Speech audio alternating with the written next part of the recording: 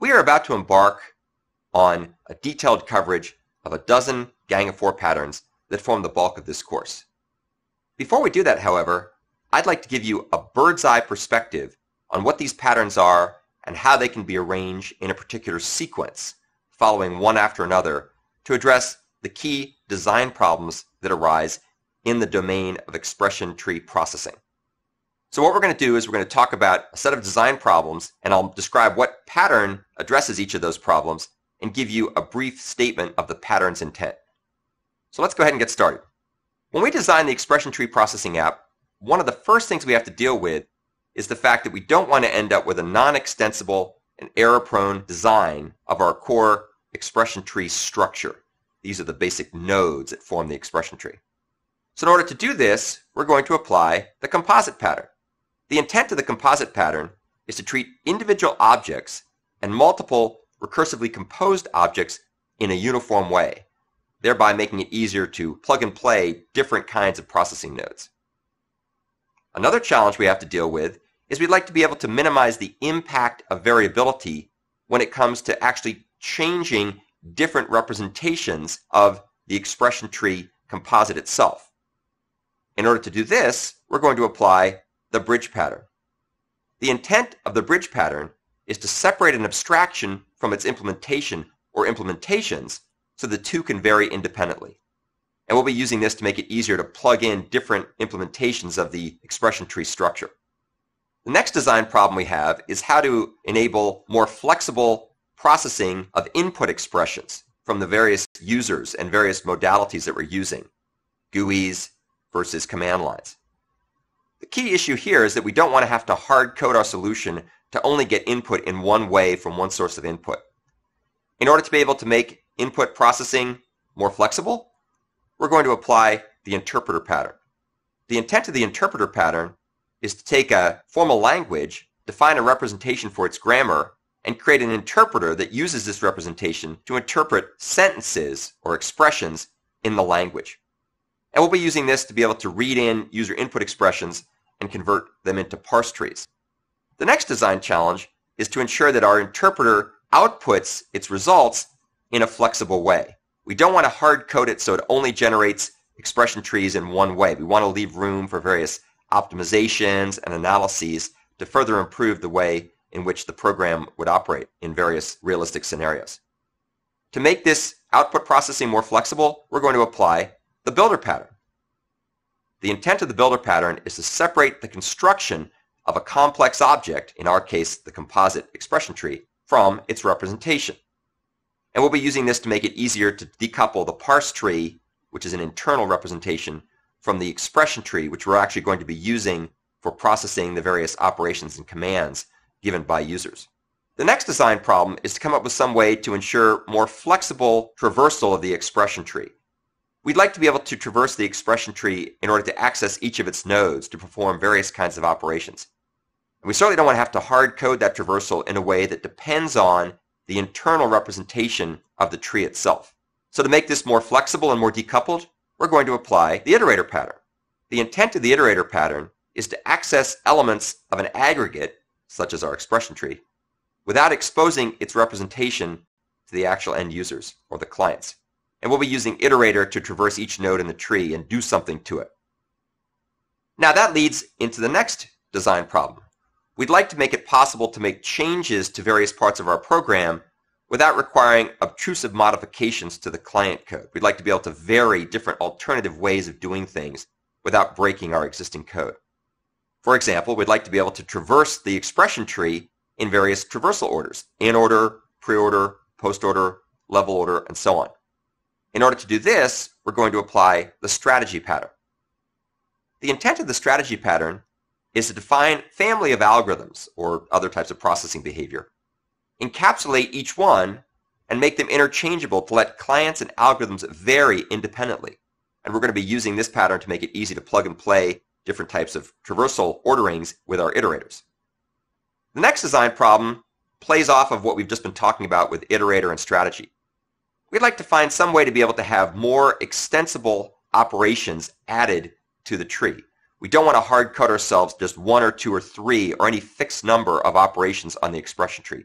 we'd like to keep the expression tree operations as open-ended as possible, because invariably, as we apply our application, as we get success with it, people will want it to do new and different things. So to do this, to make things more flexible, and to do it in a type-safe way, we're going to apply the visitor pattern. The intent of the visitor pattern is to centralize operations in an object structure so they can vary independently, but still behave in a polymorphic manner. And we'll be using this in order to be able to decouple the structure of the expression tree and the traversal of the expression tree, which of course use Composite and Iterator and strategy and so on, from the operations that are applied to the expression tree, which will be done using the visitor pattern. The next design problem involves how to avoid having scattered and fixed implementations of the operations that users are going to request on the expression tree processing app. And in order to make things as flexible and as consolidated as possible, we're going to apply the command pattern. The command pattern's intent is to encapsulate the request for a service as an object.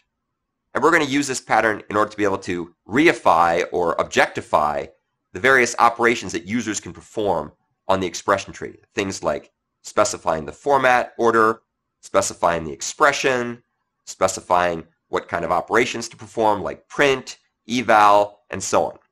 The next design problem actually is used in a variety of places in the program.